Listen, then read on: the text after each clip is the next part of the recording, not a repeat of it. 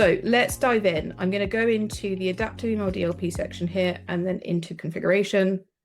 And then I'm going to start with email misdelivery protection, or if you've been here for a while, you'll know it probably more as Guardian. So this is a policy that is often created as a bit of a template. There's a couple of things just really to bear in mind here. So ultimately quite self-explanatory, but let's walk through every section just to make sure that we're aligned. Very much want to get to a point where we are warning the end user. So that could be through a pop-up, it could be a bounce back message, but ultimately we're letting the user know if there could be a potential mistake here. And often we'll be able to suggest if there could be a better recipient for this email. Very much want that applied to all emails. We don't want to create any kind of gaps between the different deployment methods that we have. And we very much do want that applied to everyone.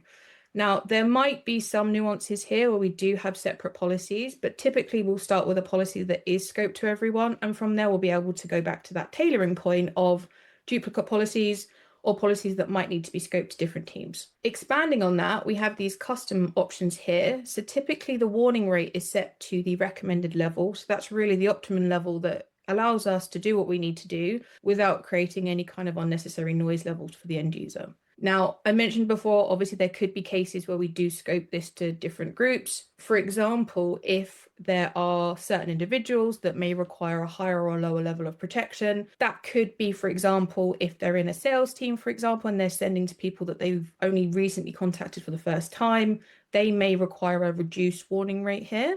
But likewise, it could go the other way where certain teams might require that increased protection just due to the sheer volume of emails that are being sent. And emailing on autopilot is a real thing. Some of the custom options that are at the end of this report, I think can go unnoticed quite easily, but they are very quick changes that do actually have a great impact. So to just run through what those two are, you've got the first-time recipient field here. So ultimately being able to warn if it is the first time that they are contacting this individual. We then also have the CC Field Anomaly. So for example, they're sending an email with a high volume of contacts in the CC field. We could look at suggesting perhaps they consider the BCC field.